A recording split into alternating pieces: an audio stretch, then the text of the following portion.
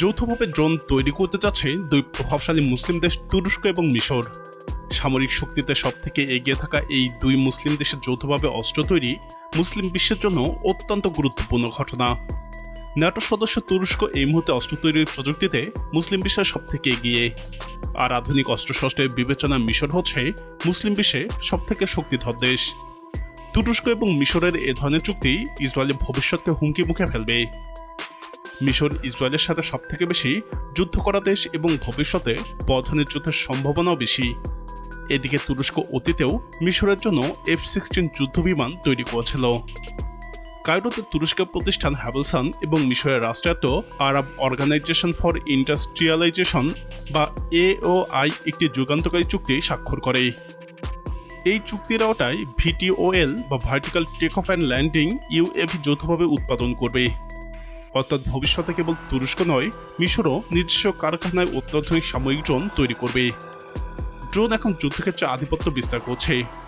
Russia Ukraine যুদ্ধ থেকে শুরু করে মধ্যপ্রাচ্যের সংঘাত, প্রতিটি যুদ্ধে প্রমাণ হয়েছে সাশ্রয়ী কিন্তু কার্যকর ড্রোন কোটি কোটি ডলারের বিমান এবং প্রতিরক্ষা ব্যবস্থাকে সহজেই ভেদ করতে পারে। ঠিক এই জায়গাতেই তুরস্ক মিশরের এই জোট আফ্রিকা এবং আরব বিশ্বের শক্তির ভারসাম্য বদলে দিতে পারে। মিশরের জন্য এটি এক বিরাট প্রযুক্তিগত অর্জন।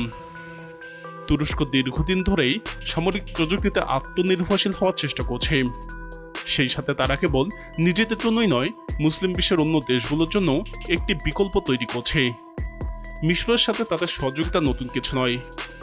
90 দশকে তুরস্ক মিশরের জন্য আমেরিকান F-16 যুদ্ধবিমান তৈরিতে গুরুত্বপূর্ণ ভূমিকা রেখেছিল।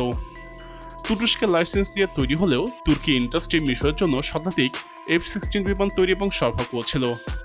এটি শুধু মিশরের বিমান বাহিনীকে শক্তিশালী করেনি, বরং দুই দেশের মধ্যে সামরিক সম্পর্ককে আরও ঘনিষ্ঠ করে তোলে।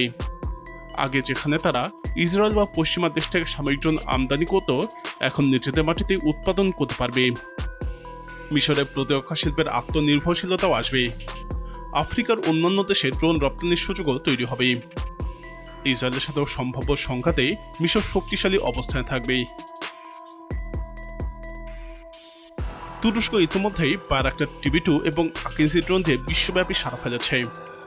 ইসরায়েল এতদিন আফ্রিকার সামরিক প্রযুক্তিগত অন্যতম প্রধান রপ্তানিকারক ছিল, কিন্তু তুরস্ক মিশরের এই জোট তার অবস্থান নড়বড়ে করে দিতে পারে।